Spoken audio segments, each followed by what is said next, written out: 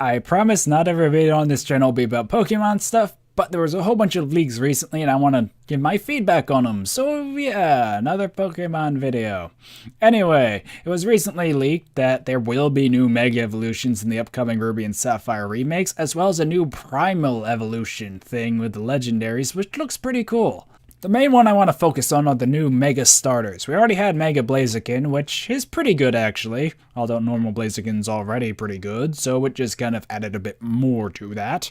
But the one I think I'm most interested in is Mega Sceptile, because I really like Sceptile, and it has been really hoping that it will get a Mega Evolution where it can use Leaf Blade to its full potential, because it doesn't have that good of a physical attack stat by default, so yeah.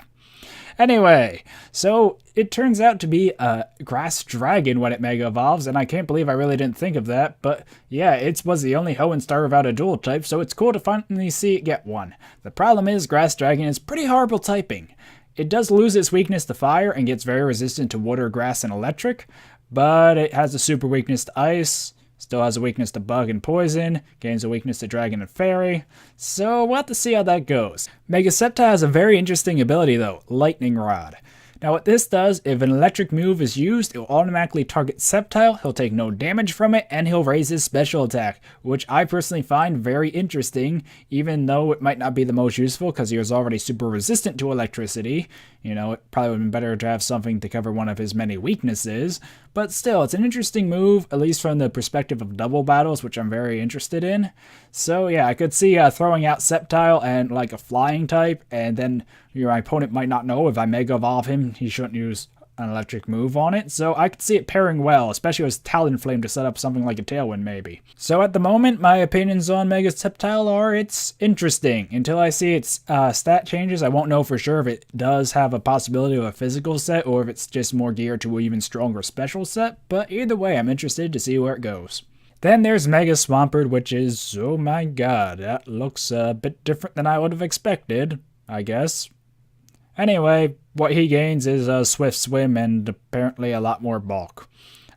I am interested to see how that goes because currently he's kind of slow and tanky, but now with a swift swim he might be pretty fast and brutal, so yeah. I have an odd feeling he'll still keep his physical prowess though. But yeah, that's just kind of terrifying.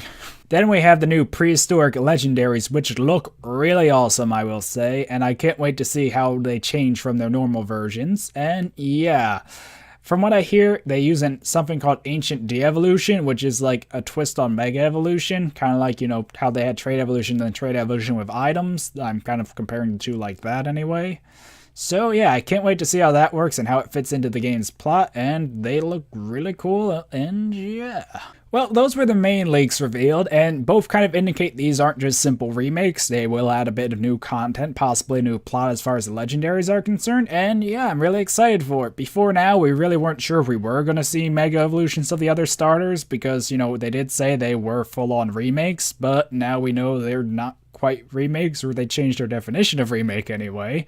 So I'm interested to see if this does open the gates for possibly more Mega Evolutions. Come on, Mega Flygon.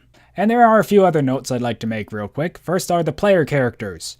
I actually think Brendan's hat doesn't look nearly as silly as I was expecting. It actually looks kind of nice. May, on the other hand, I can't say I like her design changes that much. I kind of like the old bandana, but hopefully there will be trainer customization. I mean, I don't see why they wouldn't bring that back from X and Y, because it's remakes in the same generation, so hopefully they will add the option of, like, the old outfits, and it would be really silly if they didn't. Then we have the new team designs. Team Aqua looks awesome. Team Magma, what are they supposed to be? I'm really not sure. I don't know. Something about Maxie's design kind of reminds me of Team Flare more than Team Magma.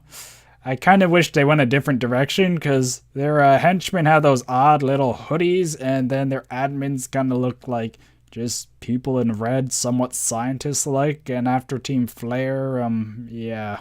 Probably could have done a better job with those designs, but at least Aqua looks good. And I think the last bit of news from the leaks was showing Steven Stone and how he seems to have a Mega Charizard and be searching for the secret of Mega Evolution.